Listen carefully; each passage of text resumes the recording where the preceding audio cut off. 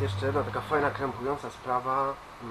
DSM 615, 618 Ricoh MP2000 potrafi zrobić Wam 2, 3, 4, 5 kopii i następnie dodaj toner.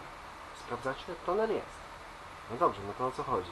No to albo macie zużyty deweloper, to pokazuje na innych filmach, jak się go wymienia, albo macie uszkodzony toner hopper unit, albo może być złamana rączka otwierania toneru, albo może być złamany taki otwieracz toneru, który powinien się składać z 4 elementów. To jest otwieracz, chwytak, który chwyta toner i toner się otwiera. Jak sprawdzić, czy ten chwytak działa? Bo on może też nie działać, on może być zatarty. Zaraz Wam pokażę. Wezmę toner z innej maszyny.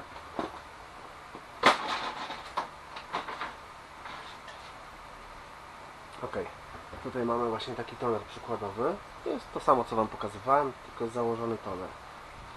Jeżeli wysuniecie toner, rączka jest otwarta, toner jest zamknięty. Ma tutaj taki fajny zaślepek. Nie po polsku mówię, sorry.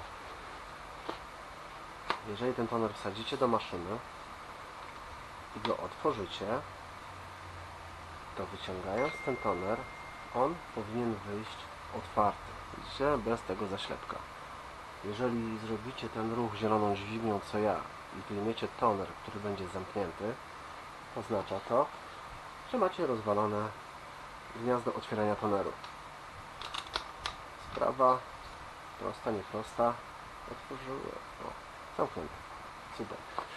Więc tak naprawdę jedynym rozsądnym rozwiązaniem, no, można to spróbować naprawić, wymontować ten element, ale to nie jest łatwe. Ja tego nie będę pokazywał, bo to jest naprawdę ciężko rozkręcić i ciężko wymienić. Potrzebne są dziwne narzędzia, więc moim zdaniem najlepiej taki toner supply unit kupić sobie cały.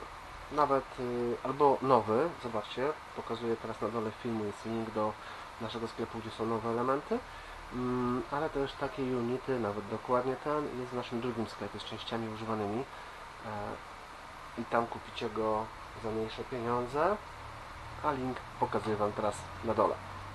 Wyświetla się, wszystko jest jasne. Nowy jest droższy, używany jest tańszy, używany jest oczywiście sprawdzony, wyczyszczony w miarę i to jest główny problem kopiarek Ricoh Aficio 2015-2018, jeżeli maszyna pokazuje, że jest brak toneru, a toner jest wsadzony. On się może nie otwierać.